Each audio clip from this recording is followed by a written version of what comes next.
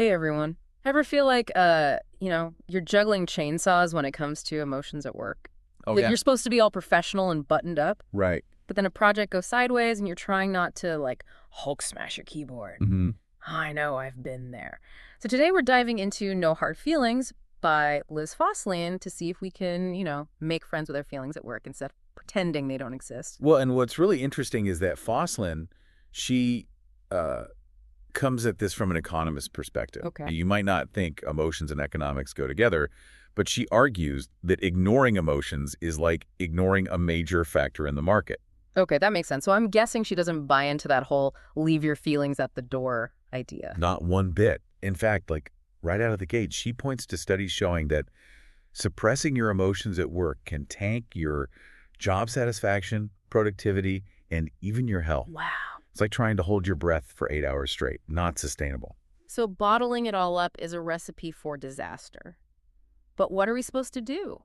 Wear our hearts on our sleeves and have meltdown Mondays in the break room?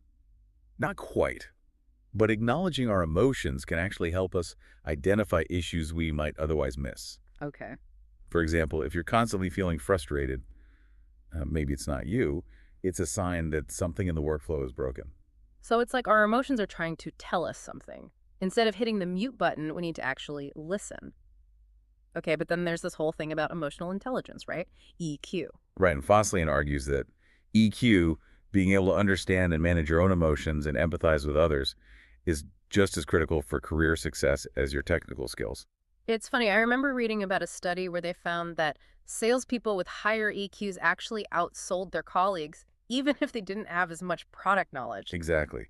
And that's because emotions play such a huge role in how we communicate, build relationships, and make decisions, especially in the workplace. Okay, I'm starting to see how this all fits together.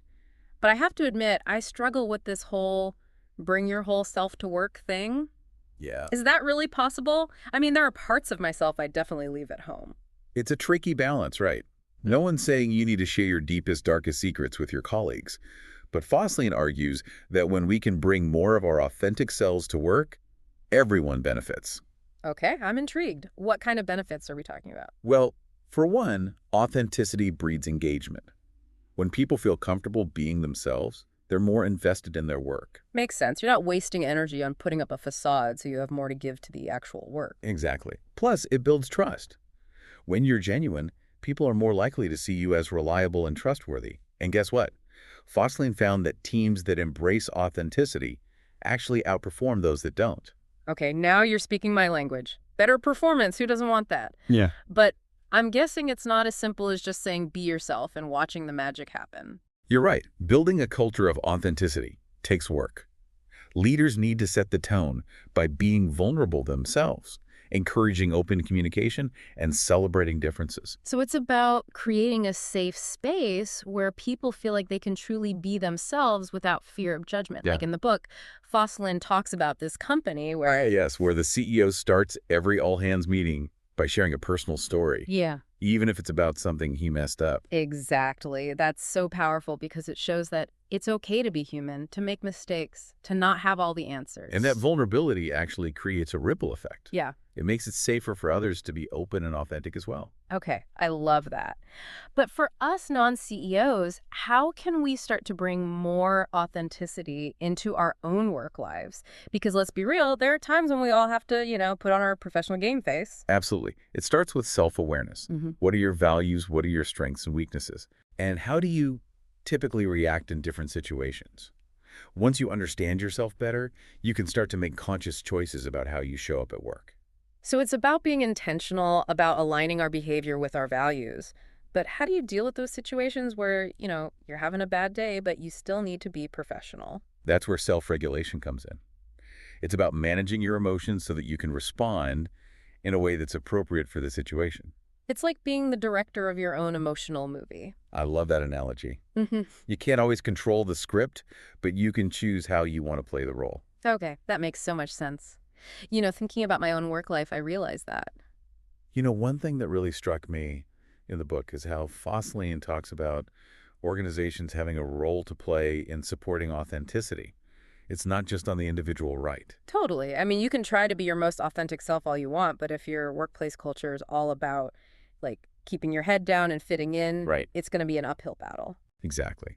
So things like offering emotional intelligence training, creating open communication channels, and flexible work policies Yeah. can make a huge difference. It shows that the company values employee well-being Right. and trusts them to manage their own work. I think that's so important, that sense of trust. Okay, so we've tackled emotions and authenticity. Now can we talk about the elephant in the room? Stress and burnout. Definitely. Hmm. That's chapter 3, managing emotions, techniques for handling stress and burnout. And let me tell you, Fosslien does not sugarcoat things here. Well, I appreciate that because sugarcoating stress is like putting a Band-Aid on a broken leg. It's not going to help. Right. She starts by encouraging you to pinpoint your specific stressors. Okay. What are those things that make you feel like you're about to lose it? Right. Once you know what you're dealing with, you can actually start to address them. It's like if you're feeling overwhelmed by your workload, instead of just freaking out, you can break down projects into smaller chunks, delegate tasks, or use time management tools. Exactly. Those are all practical strategies that can make a huge difference. And don't underestimate the power of support. Yeah.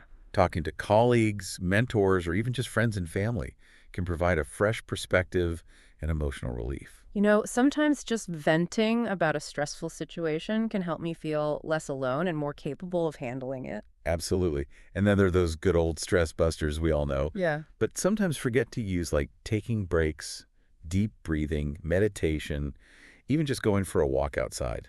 It's funny, I used to think taking breaks was a sign of weakness, like I wasn't working hard enough. Mhm. But now I realize that stepping away for a few minutes actually helps me come back more focused and productive. Fosslien actually compares it to athletes training for a marathon. Yeah. They don't just run nonstop for 26 miles. Yay. They have rest days, they cross-train, they listen to their bodies. Yeah. And we need to do the same with our minds. Okay, that's a great analogy. I'm starting to think of my brain like a muscle that needs rest and recovery. Right. And when it comes to burnout, one of the biggest things you can do is set boundaries between work and personal life. Oh, easier said than done. I think we all struggle with that to some extent. We do, but it's so important to create some separation, both physically and mentally. This means having dedicated work hours, turning off notifications when you're off the clock, and creating rituals that help you transition between work mode and relaxation mode. Like, I've started leaving my phone in a different room when I'm having dinner with my family. It's amazing how much that simple change has helped me be more present and enjoy my time off. That's fantastic. Small changes can really add up. And it's important to recognize the signs of burnout early on. Things like chronic exhaustion, cynicism, decreased productivity. Those are red flags that something needs to change. You know, it's funny when you describe it like that, it makes me think of those warning lights on your car's dashboard. You wouldn't just ignore them, you'd take your car to the mechanic. Exactly. Our bodies and minds are pretty good at letting us know when something's wrong. We just need to pay attention to those signals. And then prioritize self-care, right? It's not selfish, it's essential. Totally.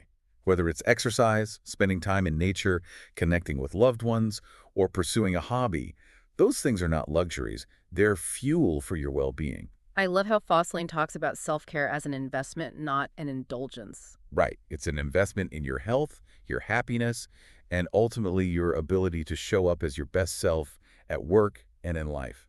Okay, are you ready to move on to relationships? This is where it gets really interesting. Bring it on. Relationships are the heart of any workplace. So let's see what Fosslien has to say about building healthy connections. Well, she starts by emphasizing the importance of effective communication. And I think we've all experienced those situations where communication breaks down and it's just a recipe for disaster. Oh, tell me about it. I once worked on a project where, oh, I've definitely been there. Miscommunication at work can be like a game of telephone, but with deadlines and stress thrown in. So what's Fosslien's recipe for effective communication? She breaks it down into 3 key ingredients.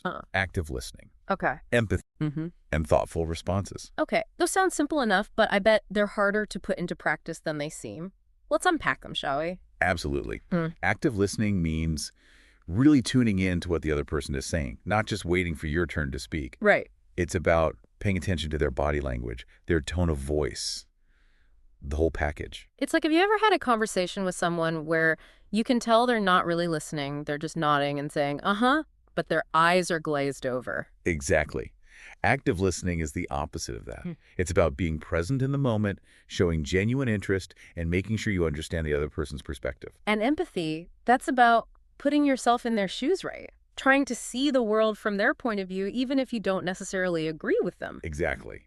It's about recognizing that everyone has their own unique experiences and perspectives, and those shape how they see the world.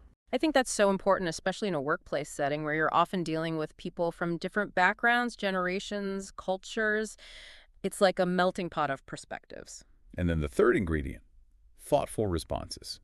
This means taking the time to process what you've heard, considering the other person's perspective, and then responding in a way that's respectful, constructive, and helpful. So it's about pausing before you react, choosing your words carefully, and making sure you're contributing to a positive and productive conversation. But what about conflict? Is it possible to have thoughtful responses when everyone's emotions are running high? That's a great question, and Fosslien actually dedicates a good chunk of this chapter to navigating conflict constructively. Okay, because let's be real, conflict is inevitable. We're not all going to agree all the time, and that's okay. But how do we keep those disagreements from turning into all-out office wars? Well, she starts by encouraging us to approach conflict with a problem-solving mindset. Oh, okay. Instead of seeing it as a battle to be won, see it as a puzzle to be solved together. I love that. So it's not you versus me, it's us versus the problem. Exactly. And then it's about communicating clearly and respectfully, focusing on the issue at hand and avoiding personal attacks. You know, she mentions this technique of using I statements instead of you statements. Like, instead of saying you're always late, you'd say, I feel frustrated when meetings don't start on time. That's a great example. It's a subtle shift in language, but it can make a huge difference in how your message is received. It takes the blame out of the equation and helps keep the focus on finding a solution. Okay, so we've talked about individual communication, but what about the bigger picture? How do we create a workplace culture where healthy relationships can thrive? Well, Fosslien talks about the importance of fostering a supportive and collaborative environment. This means encouraging teamwork over competition, recognizing and appreciating each other's contributions, and being willing to lend a helping hand when someone's struggling. So it's about creating a sense of community where everyone feels valued and supported. Exactly. And don't underestimate the power of informal interactions. Things like grabbing coffee together, having lunch as a team, or even just taking a few minutes to chat at the water cooler can go a long way toward building camaraderie and trust. You know, I think sometimes those informal moments are where the real magic happens. You let your guard down, you connect on a human level, and it builds a foundation for stronger working relationships. Totally. And then, of course, there's feedback. Giving and receiving feedback effectively is crucial for growth and development, both individually and as a team. Oh yeah, feedback. That can be a minefield. It can be. But it doesn't have to be scary. The key is to focus on behavior, not personality.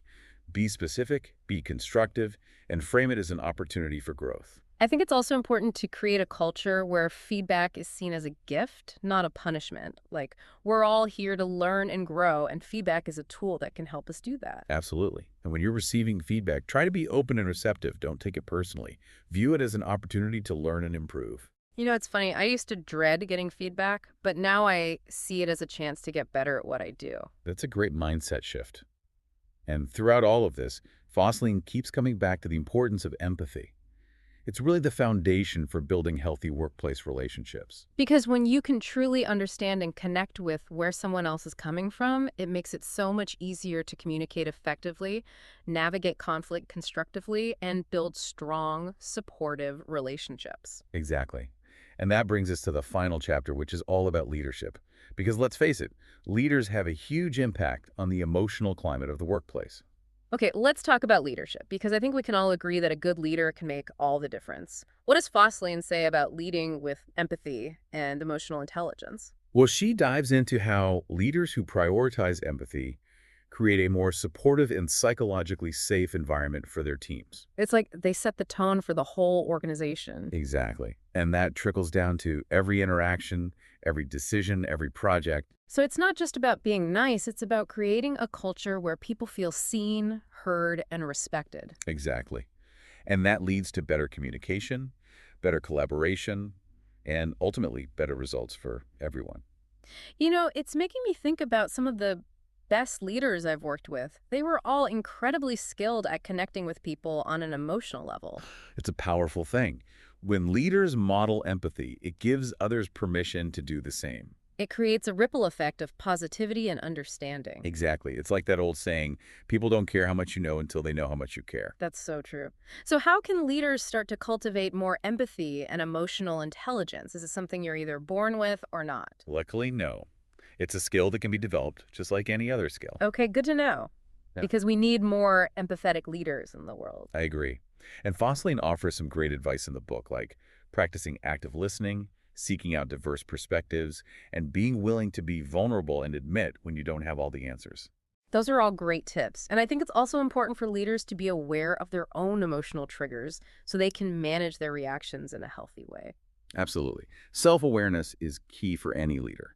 And one of the things I love about Fosslien's approach is that she emphasizes the importance of continuous learning and growth. Yeah, becoming a more emotionally intelligent leader is a journey, not a destination. Right. It's about being open to feedback, being willing to try new things, and constantly striving to improve your emotional skills. And the great thing is, the more you practice, the better you get at it. And the more positive impact you could have on your team, your organization, and the world around you. Exactly. So there you have it. No Hard Feelings by Liz Fosslien. A book that reminds us that embracing our emotions at work isn't unprofessional. It's the key to unlocking greater productivity, creativity, and fulfillment. It's about bringing our whole selves to work, building healthy relationships, and leading with empathy and emotional intelligence. So, what's one small change you can make this week to bring more emotional intelligence into your work life? How might it change things for the better? Until next time, keep diving deep.